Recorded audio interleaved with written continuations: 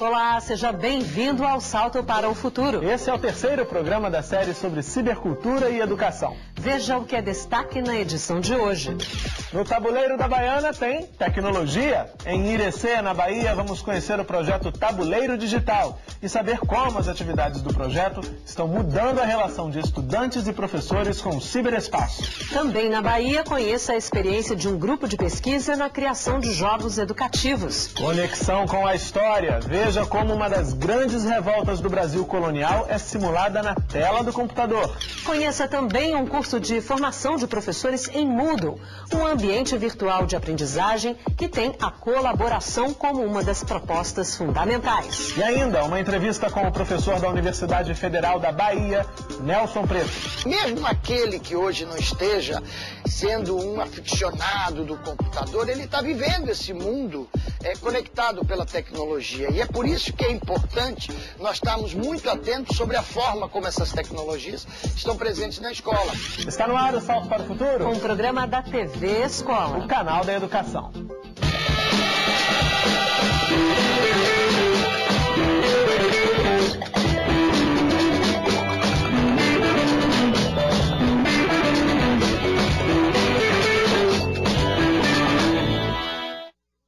O que é que tem no Tabuleiro da Baiana? Segundo a famosa canção de Ari Barroso, tem vatapá, caruru, mugunzá, umbu. Só coisa gostosa. Se o Tabuleiro da Baiana permanece como uma das principais marcas da cultura local, os avanços tecnológicos criaram outros tabuleiros. E agora a gente vai conhecer um deles. Um tabuleiro que tem formação de professores, tem educação online e tem também produções audiovisuais. Um tabuleiro que tem tradição e muita tecnologia.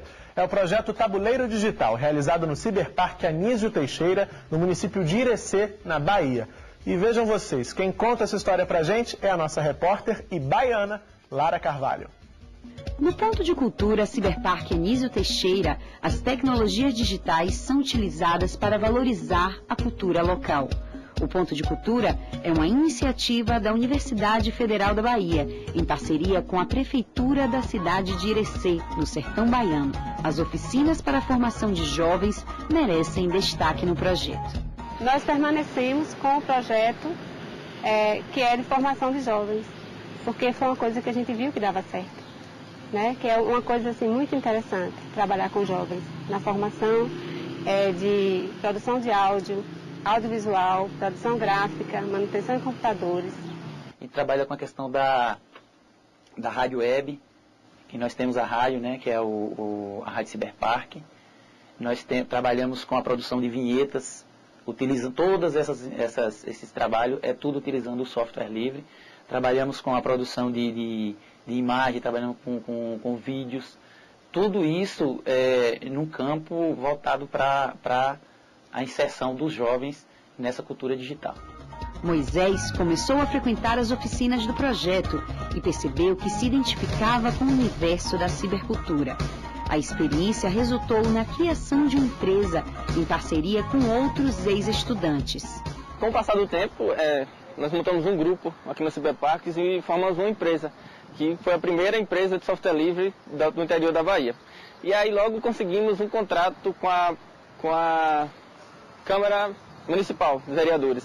E aí por lá ficamos mais de um ano transmitindo todas as sessões ao vivo na internet. Além das oficinas, o programa também é responsável pela instalação do software livre nas escolas da região.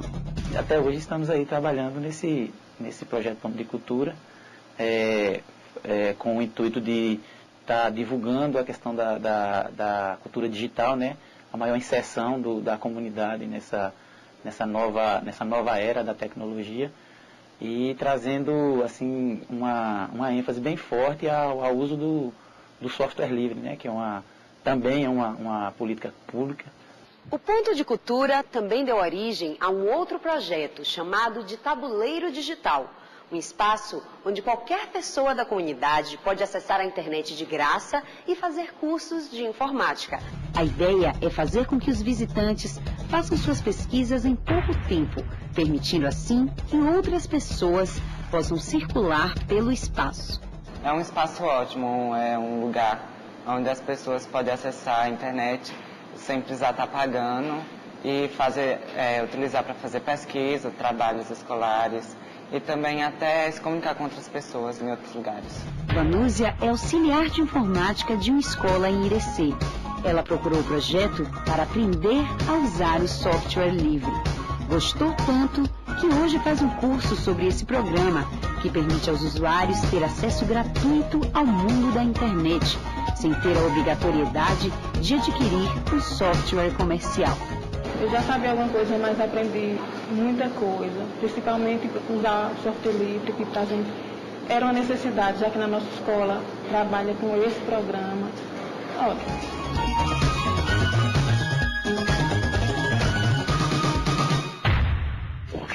Quem nunca ouviu dizer que a gente aprende o tempo todo, em todo lugar?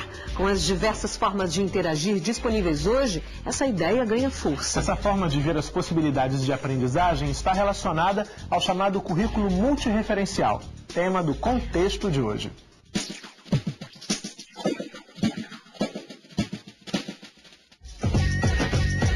O currículo multirreferencial. A ideia de um currículo multirreferencial é a ideia de que se aprende na escola, sim, com os livros, mas se aprende no cinema, se aprende no mundo do trabalho, se aprende na internet, se aprende através dos vídeos, se aprende através dos documentários. E nesses termos, essas referências não podem ser mais concebidas como forma de nós adornarmos os conteúdos escolares ou educacionais, mas como formas estruturantes e propositivas de nós entendermos como a compreensão da realidade pode ser feita pela escola, pode ser trabalhada pela escola, através dessas múltiplas referências. É a ideia da heterogeneidade da humanidade, que é a sua riqueza, que deve estar no centro do debate de um currículo multirreferencial. A influência das tecnologias da informação e da comunicação. Essas tecnologias proporcionam um conjunto de linguagens no plural mesmo, capazes de nos oferecer essa condição de multirreferencializarmos o conhecimento e as realidades.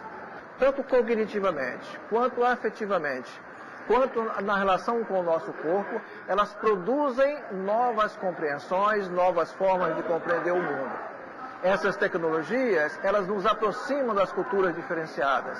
Elas nos apresentam lógicas, elas nos apresentam sentidos, significados que nos ajudam a compreender a complexidade do mundo naquilo que é a sua heterogeneidade. Portanto, eu acho que a relação é uma relação profunda, é uma relação extremamente pertinente, é uma relação extremamente relevante, na medida em que há possibilidade, por essas tecnologias, de acesso a informações, que até alguns anos atrás seria impossível, no sentido mesmo da reestruturação do conhecimento. Diálogo com outras referências.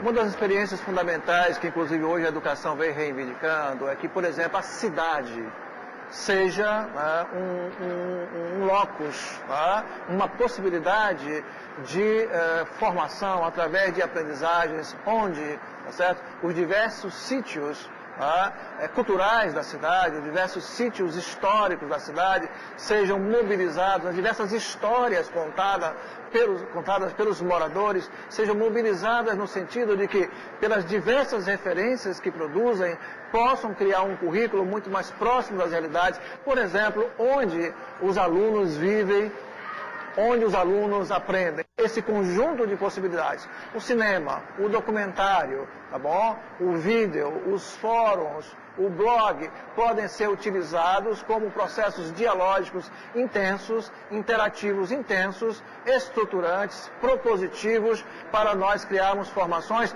muito mais próximas da cultura da nossa juventude, que infelizmente a escola conhece muito pouco. A formação de um currículo multirreferencial tem base nas muitas experiências culturais do nosso cotidiano, desde a leitura de um jornal, de uma revista, passando pelos sites que visitamos na internet. E dá para aprender até mesmo fazendo uma coisa que a garotada adora: jogando. Isso mesmo, jogar. Afinal, nada melhor para estimular a mente do que um bom desafio. E foi a partir dessa ideia que o grupo de pesquisa Comunidades Virtuais da Universidade do Estado da Bahia mergulhou de vez no universo dos jogos educativos. Um trabalho que reúne jovens de diversas áreas, como história, pedagogia e design, e que já deu origem a 4 jogos.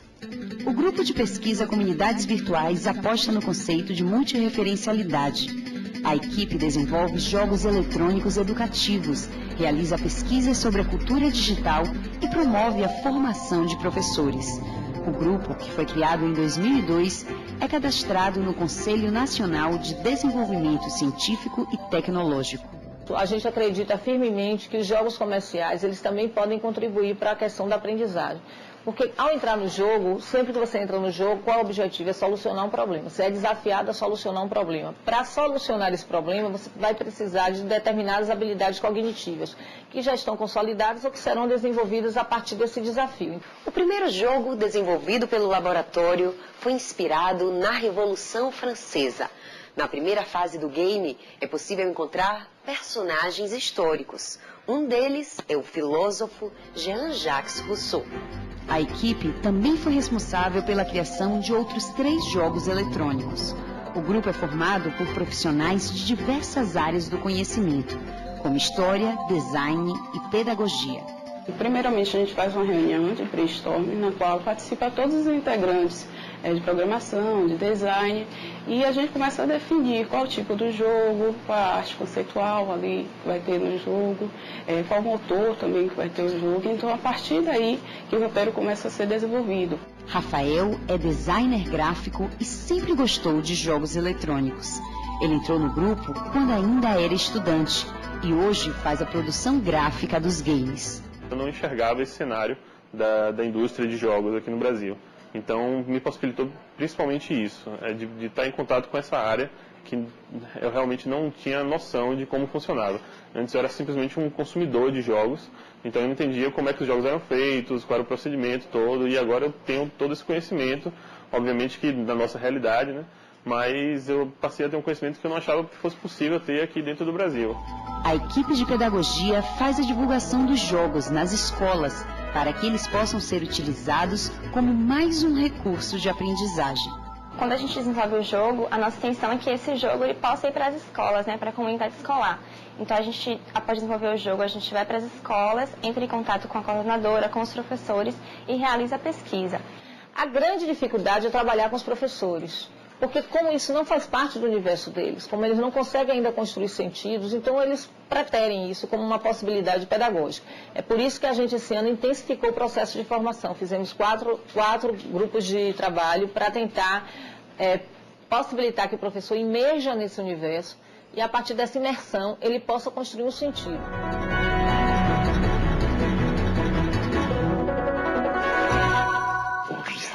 E se você quiser trabalhar os jogos educativos com os seus alunos, uma das opções é baixar o Tríade, o jogo sobre a Revolução Francesa que a gente acabou de mostrar na reportagem. Basta acessar o site www.comunidadesvirtuais.pro.br/Tríade. Conheça o trabalho dos pesquisadores da UNEB, divirta-se. E agora vamos a uma rápida pausa e depois do intervalo, veja como os jogos fazem parte das atividades de uma escola municipal em Salvador. A gente volta já.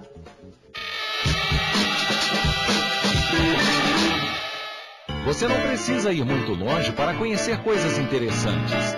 Basta ter um bom acervo.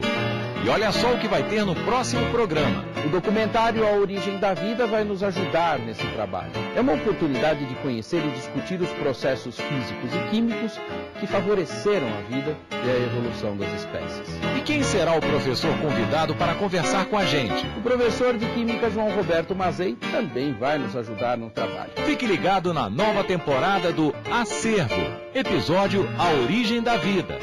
Hoje, 10 da manhã, com reprise 4 da tarde, aqui na TV Escola. É importante que o estudante veja que o professor também tem que construir seu conhecimento, que ele tem metodologia e que pode construir junto com os estudantes. TV Escola, 15 anos. Esta esta é a menor igreja da maior paróquia do mundo. Sim, Deus sempre peço, me deixe trabalhar enquanto eu puder e tenho saúde. Se há uma maneira de descrever a paisagem, é pela calma que ela inspira. Essas montanhas são tão imponentes que nos dão a impressão de força.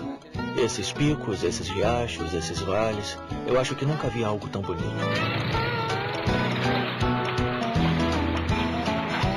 Quando os caminhões chegaram aqui, foi como um grande espetáculo. É como construir uma casa, cada um vai querer a sua mais bonita do que a do vizinho. Caminhoneiros do Mundo, episódio Bolívia, a Estrada dos Yungas.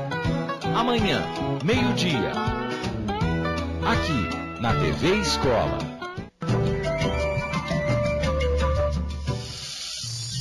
Boicatá, o espírito da cobra de fogo, é o protetor das florestas e da natureza e incendeia aqueles que ousam queimar inutilmente campos e matas. Métodos que levam a novos resultados. Nós levamos para a construção coletiva, visão de mundo. Que indivíduo nós pretendemos formar? Pesquisas já demonstraram que a criança que participa da pré-escola vai mais longe na escolaridade, alcança rendimento maior, ou seja, aprende mais. Perguntas que trazem novas respostas. Se você fizesse tudo diferente, você talvez estaria aqui? É a melhor pergunta de a gente fazer. Diferentes perspectivas encontram novos caminhos. A educação vai muito além da sala de aula. Nos últimos anos foram criados diversos cursos de educação à distância em todo o país. Nós vamos investigar como as escolas estão se preparando para trabalhar com a inclusão. Caminhos da Escola. Hoje, meio-dia.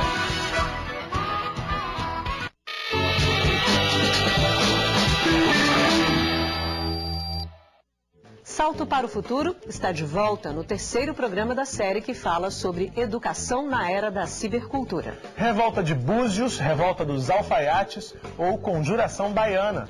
3 nomes para um mesmo movimento que aconteceu no século XVIII e que teve como objetivo libertar a população do domínio colonial português. Toda essa história é revivida pelos alunos de uma escola pública de Salvador. Na tela do computador, eles simulam os tempos de luta na cidade com o jogo Búzios, Eco da Liberdade. E agora a gente confere como foi essa atividade.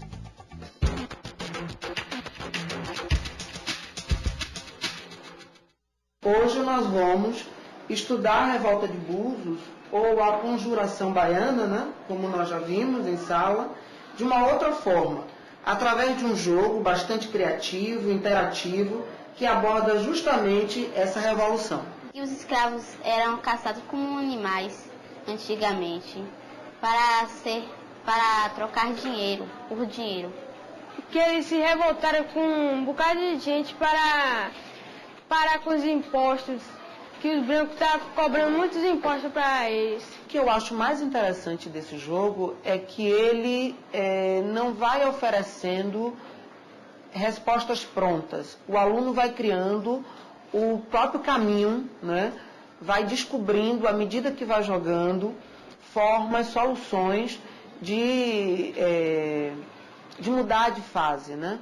Cada fase tem desafios específicos, né? E todos relacionados à Conjuração Baiana. Vocês podem observar os casarões, o jeito das pessoas se vestirem, o jeito das pessoas interagirem entre si naquela época.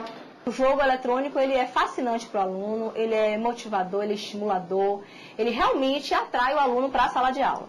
Então as aulas de laboratório são sempre muito bem esperadas pelo aluno, principalmente nos dias em que está programado o jogo. Porque são jogos interativos bem legais que a gente se diverte e ao mesmo tempo aprende.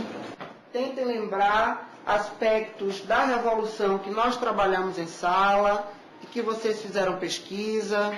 Eu acho interessante porque ao mesmo tempo que a gente está brincando, está aprendendo coisas novas, como esse daí mesmo, a Revolta dos Búzios. E também a gente desperta mais a mente. E isso daí também é tipo um quebra-cabeça. A gente vai montando em passo em passo o quebra-cabeça. A aula ela não é projetada simplesmente para apenas jogar. Não é o jogo pelo jogo.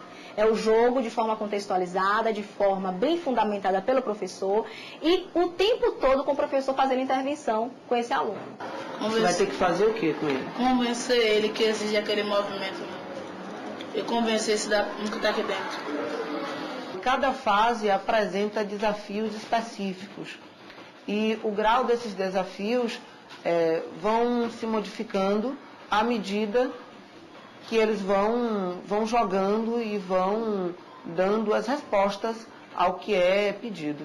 Eu aprendi sobre a revolta dos búzios, que a gente aprende sobre a história do nosso Brasil e da Bahia. Estimula a atenção, estimula o raciocínio lógico, estimula o pensamento estratégico. Então, assim, são uma série de habilidades que são desenvolvidas, inclusive até a coordenação motora para os meninos menores. Inicialmente, o jogo se tornou enfadonho para todos, inclusive para mim enquanto professor, porque eu não entendia a proposta, né? Mas à medida que a gente vai jogando, vai interagindo e vai descobrindo possibilidades no jogo, ele se torna instigante, né? E foi para mim e está sendo para os alunos dessa forma. A gente percebe o quanto os meninos evoluem até mesmo em sala de aula.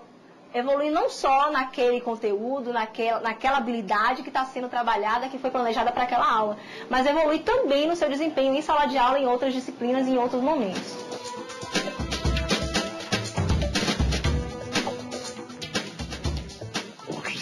A gente acaba de ver um exemplo de como os recursos tecnológicos já estão presentes em muitas escolas brasileiras. Mas além dos jogos, outros recursos também têm um papel importante no processo educativo. Entre eles estão os ambientes virtuais de aprendizagem. Na Universidade Federal da Bahia já existe um curso de formação de professores voltado para esses ambientes virtuais. E é essa experiência que vamos conhecer agora na reportagem. O curso utiliza a plataforma Moodle, um ambiente virtual de aprendizagem. E é nesse ambiente que docentes e técnicos da universidade fazem novas descobertas sobre o universo da cibercultura. O curso ele tem uma carga horária de 60 horas, é um curso de extensão, né, registrado na Pró-Reitoria de Extensão, a gente certifica pela Pró-Reitoria de Extensão. Ele é organizado em 6 módulos teóricos, né? E, em paralelo a essa discussão teórica que a gente faz, né, desse conteúdo sobre educação online, sobre educação à distância, sobre tecnologia na educação, sobre cibercultura, a gente faz também toda a formação com relação ao instrumental do ambiente. O curso acontece porque, apesar do programa Moodle, né, que nós usamos, ter simplificado e ter facilitado, ainda assim existem algumas barreiras que precisam ser superadas para que o professor e os alunos também possam fazer uso dessa tecnologia e dessa novidade. E o curso também conta com oficinas presenciais. A gente tem 2 encontros presenciais em laboratórios, que são as oficinas de Moodle, né, onde os professores tutores acompanham grupos de alunos e onde a gente tira as dúvidas e fala mais detalhadamente sobre a utilização do ambiente. 5 turmas já foram formadas. Cada uma é composta por até 200 alunos e é coordenada por um professor tutor. No espaço virtual, é possível encontrar fóruns de discussões e utilizar recursos que possibilitam, por exemplo, postar vídeos e fotos. A grande questão do curso Moodle para professores é pensar sobre a docência e aprendizagem online, né? Então, esse cursista vai pensar em como ser um docente online, sem criarmos modelos, lógico, mas na experimentação ele vai começar a perceber caminhos que ele mesmo acredite e possa construir para a sua caminhada na docência online. Fabiano é ex-aluno e agora atua como professor tutor. Para ele, a experiência ampliou seus conhecimentos e seu trabalho com a educação online. Eu comecei a fazer o curso Moodle primeiro achando que ia ser um curso mais técnico, de aprender a mexer na plataforma.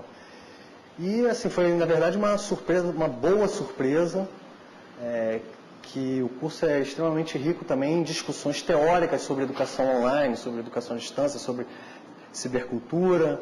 Então, foi também de bastante interessante ter um aprofundamento teórico nessa área do saber. A utilização do ambiente pode, de alguma maneira, transformar a prática pedagógica dele, porque ele pode passar a utilizar as tecnologias de uma forma não só instrumental, mas como um fomento para a autoria do aluno, para que o aluno se torne mais autônomo com relação à própria construção de conhecimento dele.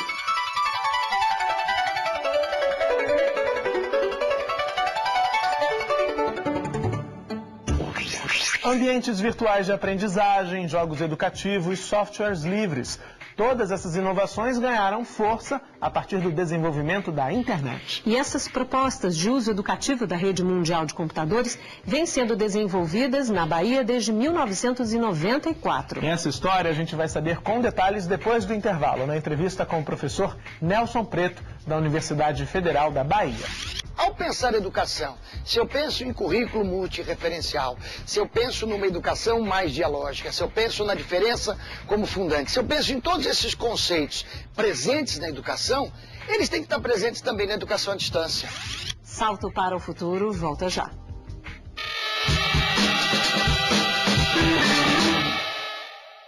Entender o que é fundamental no dia a dia da sala de aula pode não ser uma tarefa fácil. Mas a TV Escola traz para você uma seleção de vídeos com novas dicas de professores de diversas áreas do conhecimento. Assim fica mais fácil trabalhar com os alunos os mais variados temas. E no próximo programa, a área temática é literatura. As influências, as viagens, o envolvimento político, a vida e a literatura de Ernest Hemingway. Dos rios para o mar. Hoje, 9 da manhã, com reprise 3 da tarde. No Fundamental. A cana-de-açúcar, ela exigiu, eu diria, fatores para constituir-se em monopólio. E ela criou uma civilização. A nossa vida era regulada pela cana, pelo corte da cana, pelo plantio. Enfim, não existia outra coisa que não fosse a cana. A história de Pernambuco se confunde com a história do açúcar. Pernambuco é açúcar.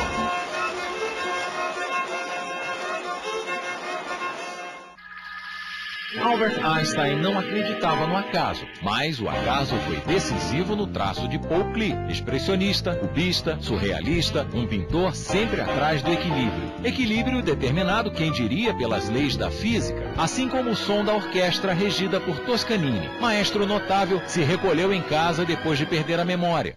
Quem também preferiu o aconchego do lar foi Ernest Hemingway, que tirou o time de campo para escrever sua obra-prima e encontrar a essência da palavra.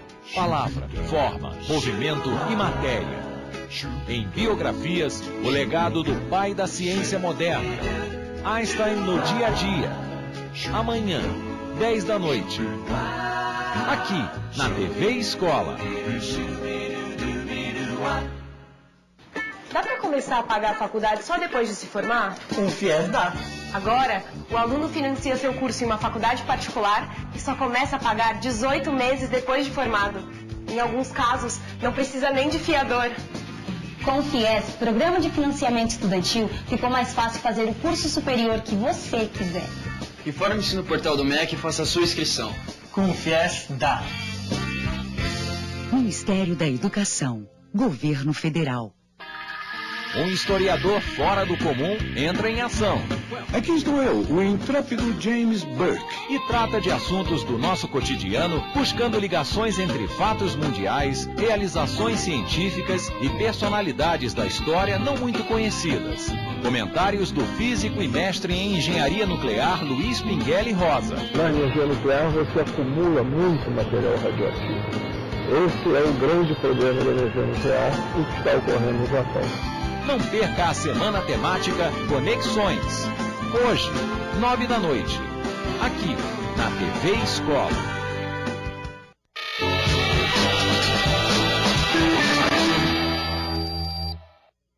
Estamos de volta com um salto para o futuro nesta semana em que destacamos a educação na era da cibercultura. Para alguns pesquisadores, a internet tem um impacto na história da humanidade comparável à invenção da prensa de Gutenberg, que revolucionou o acesso à informação na época do Renascimento. Mas a revolução tecnológica dos nossos dias deve passar também por reflexões. Uma delas está sintetizada na frase do empresário e escritor norte-americano David Siegel.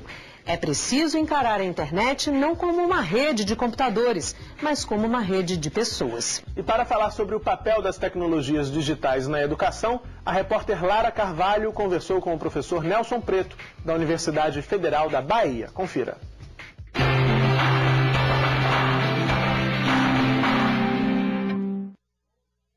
Nelson Preto é professor da Faculdade de Educação da Universidade Federal da Bahia, foi diretor dessa instituição por 8 anos e foi um dos pioneiros a discutir a relação entre as tecnologias digitais e a educação na Bahia. O salto para o futuro veio para Salvador e é com esse professor que a gente conversa agora. Olá, Nelson. Tudo bom? Em 94, você voltava de um doutorado em São Paulo e foi um dos primeiros a discutir essa questão do ciberespaço na Bahia. Como foi isso? Eu estava voltando do doutorado na Escola de Comunicação e Artes da USP e tinha vindo com uma bolsa sanduíche de um estágio de 9, 10 meses na Itália, num centro de televisão universitária. E quando eu cheguei de volta à Bahia, o reitor da nossa universidade era o colega professor Felipe Serpa e me convidou para ser uma espécie de assessor de todas as coisas. Mas o grande boom no momento era a história da tecnologia digital, da informática, da computação. E nós começamos, junto com toda a turma do nosso Centro de Processamento de Dados, a fazer uma articulação muito forte da implantação da internet no Estado, articulando o governo do Estado e as diversas outras organizações. Nesse momento aí começa a parte que me parece fundamental de toda essa discussão, é de que a percepção que a gente tinha desde aquele momento, estamos falando de lá longe, de 15 anos atrás, é inacreditável como o tempo é algo que passa muito veloz nesse mundo contemporâneo. E nesses 15 anos, desde o começo, o que nós insistíamos é que educação, cultura, ciência e tecnologia não podem ser coisas separadas. Então, imediatamente, aí o trabalho importante da professora Claudete, nós começamos a articular com as ONGs aquilo que Betinho fazia no Rio com o IBASE, de ampliar a cobertura, vamos chamar assim, da internet, para que os movimentos sociais pudessem se apropriar da internet. É importante lembrar que a internet nasce essencialmente como algo da academia, fechado na academia. E como a gente não acredita que a academia pode ficar fechado nela mesma, nós tratamos a internet de forma que ela entrasse e trouxesse os movimentos sociais para dentro da internet, dentro da universidade. Ao mesmo tempo, acreditávamos que era importante, como continuamos fazendo isso, de que a escola tivesse conectada. E naquela época eu já insistia numa frase que terminou sendo a frase durante muitos anos, e até hoje eu continuo dizendo isso, que eu acho que é a frase símbolo do que a gente pensa sobre as tecnologias digitais. Nós não queremos a internet nas escolas, nós queremos as escolas na internet. Essa é uma diferença pequena que pode passar despercebida para muita gente, mas naquele momento, mais do que hoje, mas hoje ainda vale isso, dizer, o que se falava quando se dizia da importância da internet na educação, nós vamos poder ir no Museu do Louvre, vamos poder ver as coisas importantes que são feitas lá fora. E a gente dizia, isso é importante. Mas muito mais importante que isso é o sertanejo colocar a cultura sertanejo na internet. É o pescador colocar a cultura do pescador, do litoral, da costa baiana na internet. E se isso tudo estiver presente na internet, a internet vai de fato virar essa grande rede que ela está virando hoje. Então, o nosso esforço o tempo inteiro foi de fazer com que as escolas, desde aquele momento, isso na verdade muito antes, quando a gente discutia desde da década de 80, a questão dos livros didáticos, de que a escola ela tem que ser essencialmente produtora de culturas e de conhecimentos e não mera consumidora de informações. Esse é o espírito dessa frase, esse foi, digamos assim, os primeiros momentos da gente na internet. Como a escola deve se preparar para inserir essa ideia em seu projeto pedagógico? O foco das políticas públicas, do meu ponto de vista, tem que ser a escola.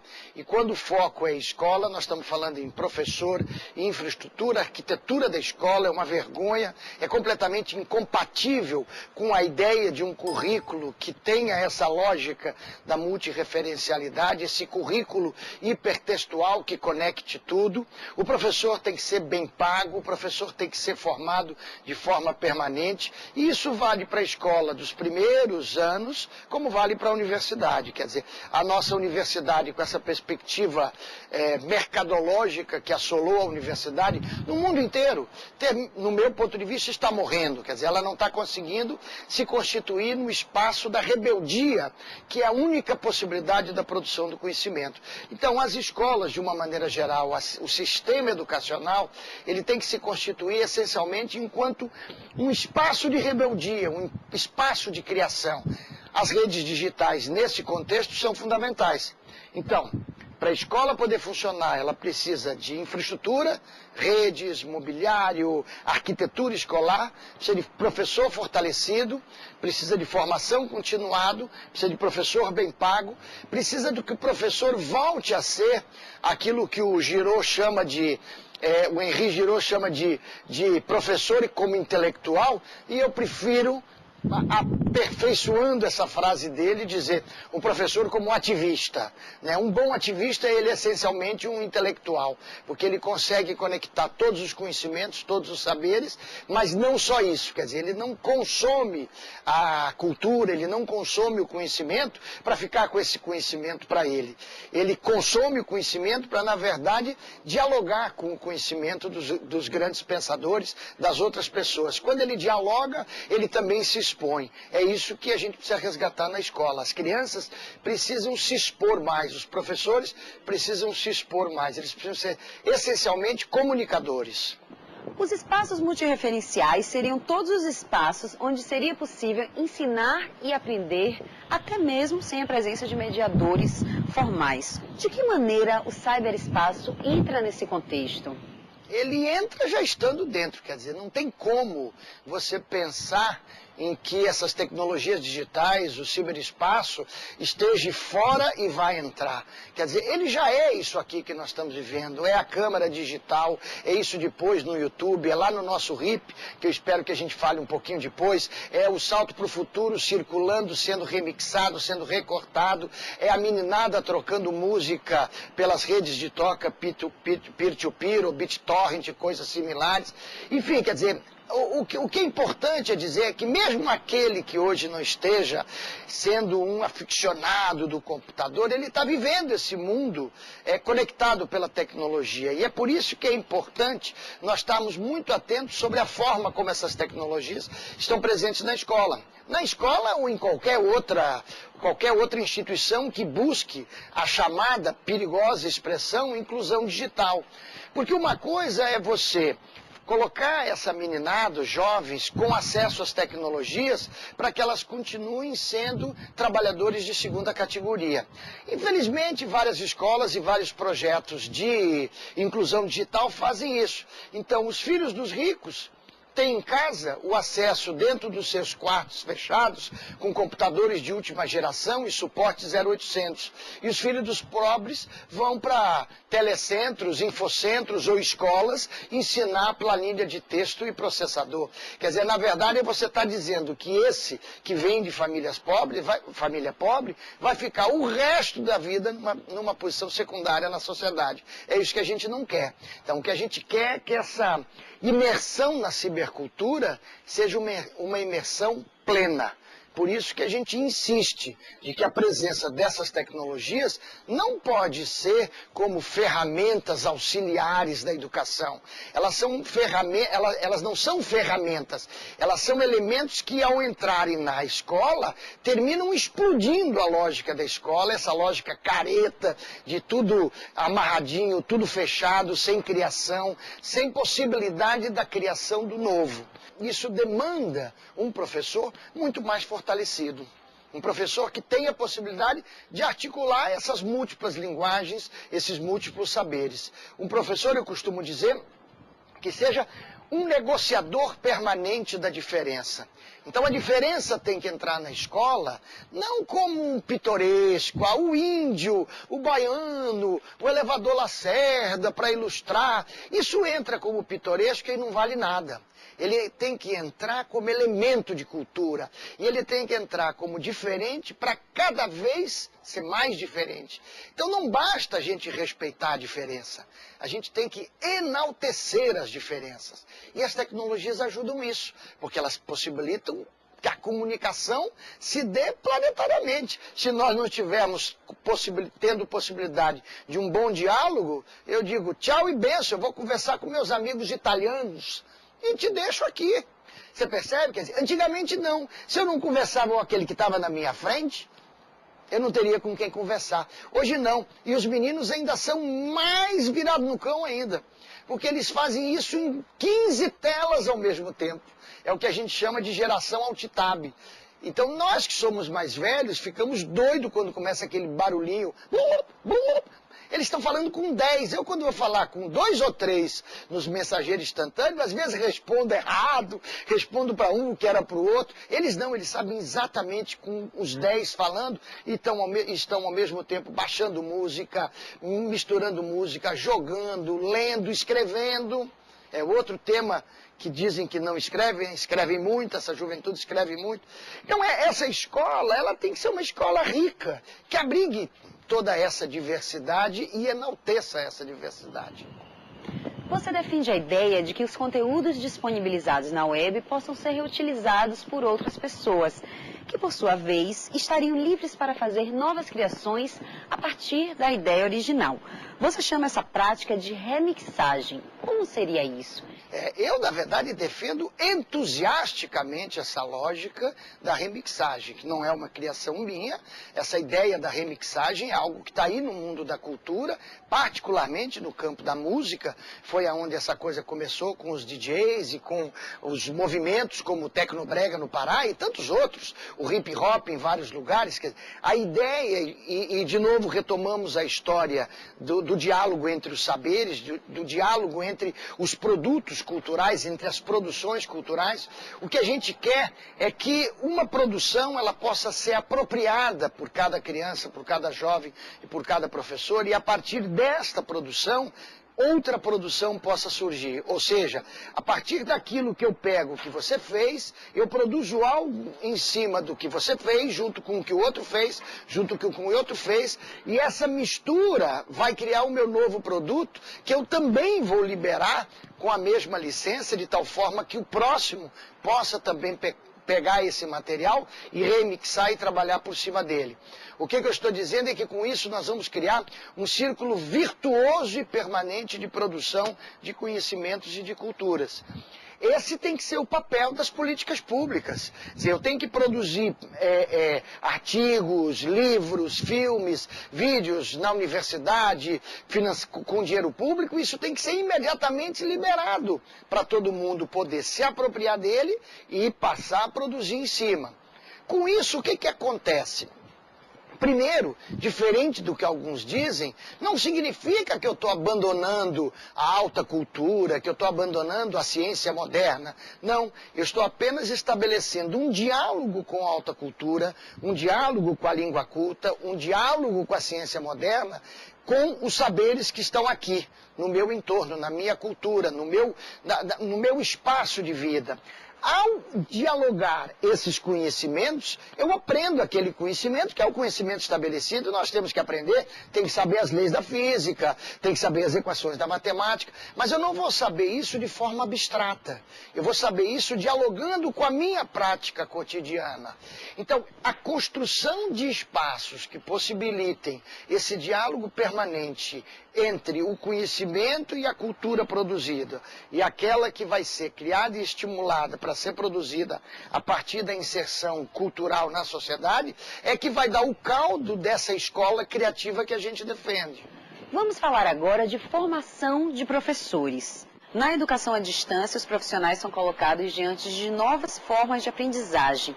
O que essa experiência pode agregar à formação desses professores? E de que maneira o conceito de currículo multirreferencial pode fazer parte dessa formação? O problema da educação à distância já abre uma outra e enorme discussão, que é o primeiro aspecto importante quando a gente fala de educação à distância é diferenciar o que nós pensamos como educação à distância e o que está sendo feito com educação à distância. Eu gosto muito da brincadeira do Simão Marinho, o professor Simão Marinho, da PUC de Minas Gerais, que diz que uma grande parte dos programas de educação à distância que estão sendo feitos no Brasil e no mundo são, na verdade, PDF Distance Education. Quer dizer, envia o PDF, envia o arquivo, que é o mesmo livro que vai e diz estude e depois responde a questão. Isso não é educação, ponto. Isso é distribuição de informação. Então, nós criticávamos isso na educação, que não era educação à distância, e continuamos criticando isso na educação à distância. Na verdade, eu acho que essa discussão sobre educação à distância, ela vai terminar se esvaindo ao longo do tempo, porque a educação à distância e a educação presencial vão cada dia mais estar mescladas. Uma hora eu vou encontrar com meus colegas, ou meus alunos, meus colegas, ora eu vou encontrar com eles à distância, ora esse encontro vai ser cada vez mais rico pelo aperfeiçoamento das tecnologias, enfim. A gente tem que compreender que a mediação tecnológica, ela possibilita uma aproximação muito grande das pessoas. Então, na verdade, o que nós precisamos ver é que quando a gente fala em educação à distância, a primeira coisa que tem que falar é sobre educação, ponto. Então, as pessoas terminam misturando e vão falar em educação à distância como se fosse outra coisa. Então, ao pensar em educação, se eu penso em currículo multireferencial, se eu penso numa educação mais dialógica, se eu penso na diferença como fundante, se eu penso em todos esses conceitos presentes na educação, eles têm que estar presentes também na educação à distância. Mesmo que o aluno fique à distância 100% do tempo.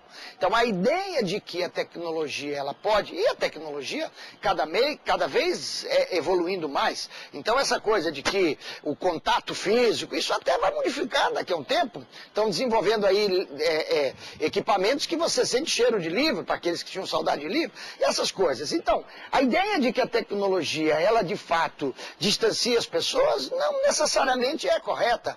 O que distancia as pessoas, o que distanciam professores, alunos e alunos, é a concepção de educação. Isso pode ser distante na sala de aula, onde um está do lado do outro, como pode ser distante um estando aqui e outro em qualquer outro lugar. Durante muito tempo, houve uma certa desconfiança em relação à educação à distância por parte de vários segmentos da sociedade. Hoje é praticamente impossível não considerar as tecnologias da informação e da comunicação nos processos de aprendizagem e principalmente numa proposta de educação à distância. O que você diria para aqueles que ainda não acreditam nessa ideia?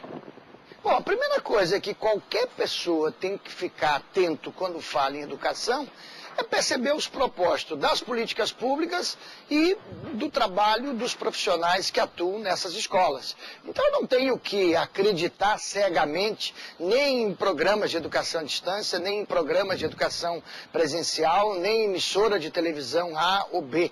Quer dizer, eu tenho que sempre olhar criticamente qualquer que seja o produto, qualquer que seja o processo, qualquer que seja o ambiente onde eu estou. Então, hoje ainda continuamos a ter muita gente com descrença na educação à distância, porque muita picaretagem vem sendo feita com a educação à distância. Então, não podemos concordar com isso. Então, a gente luta dentro da universidade para que as pessoas compreendam que é possível fazer a educação à distância com seriedade, com estas perspectivas que nós estamos discutindo ao longo de todo esse salto para o futuro. Agora, tem muita gente que não quer fazer isso. Então, no fundo, o que a gente tem que discutir é que a educação demanda políticas públicas que são prioritárias. Quer dizer, a educação demanda políticas públicas que são prioritárias. Se nós estamos trabalhando com educação presencial e educação à distância, à medida, como eu venho sempre insistindo, que a gente vai avançando nessas questões, cada dia mais esta distância entre a educação presencial e a educação à distância vão diminuindo. Então, o que as pessoas precisam fazer é se apropriar das tecnologias como a meninada já faz. Quer dizer, o que nós precisamos fazer é ter uma apropriação cultural da tecnologia, entendendo ela como um elemento da cultura, e não ela como algo sofisticado, que é pensado de forma ligada a outro mundo e coisa desse tipo. Por isso que, por exemplo, há meia dúzia de anos atrás, nós criamos na Universidade Federal da Bahia, na Faculdade de Educação, um projeto que chama Tabuleiro Digital. O que a gente queria ali? Mostrar que acessar a internet não é um móvel futurista que te leva a outros mundos, assim, não. Acessar a internet, ter acesso a isso, é algo tão importante quanto a baiana de acarajé numa praça.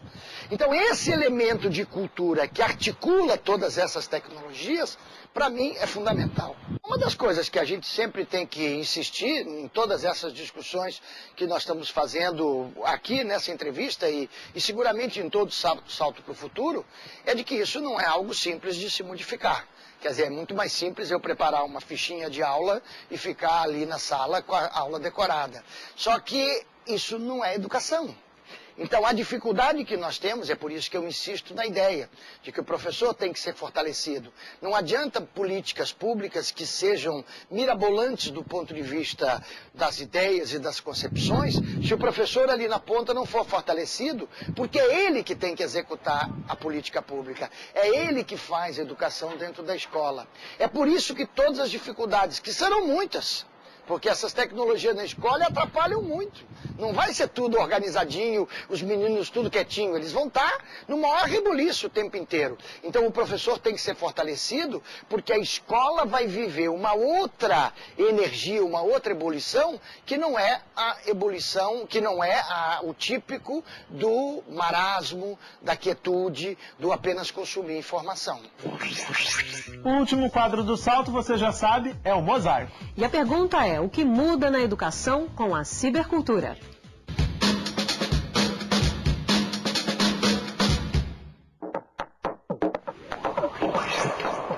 O que muda com a cibercultura na educação à distância é a possibilidade de interação. A interatividade, ela é muito maior na universidade virtual.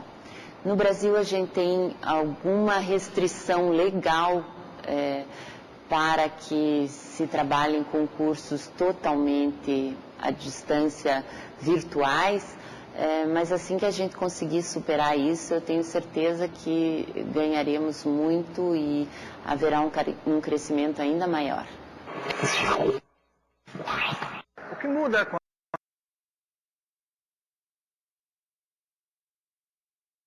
a cybercultura é, em realidade, a possibilidade de nós ampliarmos, em termos de riqueza da epopeia humana, de compreender a multiplicidade e a heterogeneidade da emergência humana.